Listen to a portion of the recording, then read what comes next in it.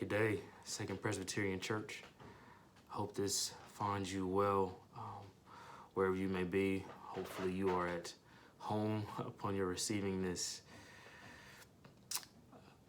As a pastoral staff, we wanted to send out a daily encouragement to you for the sake of pressing in a time in which we all are facing adverse circumstances, and so we decided to send out to give you our go-to verses. One as an encouragement to us as we are reminded of what is true, but also that you might have God's word to run to when you during this season. And so my go-to verse, the verse that I run to at times of adversity, one of my go-to verses is Romans 8:32, and Paul writes in the book of Romans in chapter 8 verse 32, "He who did not spare his own son, but gave him up for us all, how will he not also with him graciously give us all things?" Now why is that my go-to verse? Well, let's look at the verse. He who did not spare his own son, that is the Father. He did not spare his own, that is his beloved Son.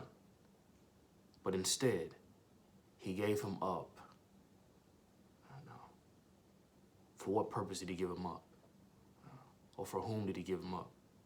Well, he gave him up for us. If I take this personally, he gave his son up for me. So the Father decided not to spare his son, but to give him up for me. And if the Father gave up his only beloved for me, that I might be made one with him, how much more will he give me everything else I need? If he gave up Jesus, the only begotten, what is food? What is provision? What is a house? What is a place to sleep? What is protection from corona? What is the unknown? What is provision in what I don't know and what I can't see and what I can't control? It's nothing. He loved me so much that he gave up his only begotten son. And if he did that, then everything else I stand in need of, that's nothing to the Father. And that gives me peace, because I can be so caught up in what I don't have and what I don't know and what I can't control, what I couldn't put my hands on.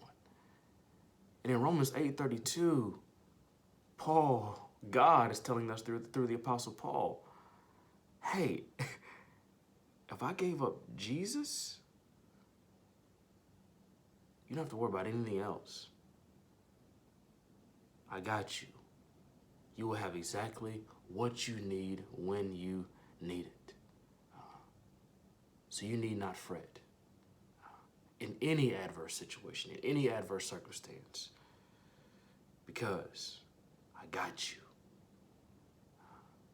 That's my go-to verse, and I pray that the Lord uses it to bless you and to give you his peace in this time.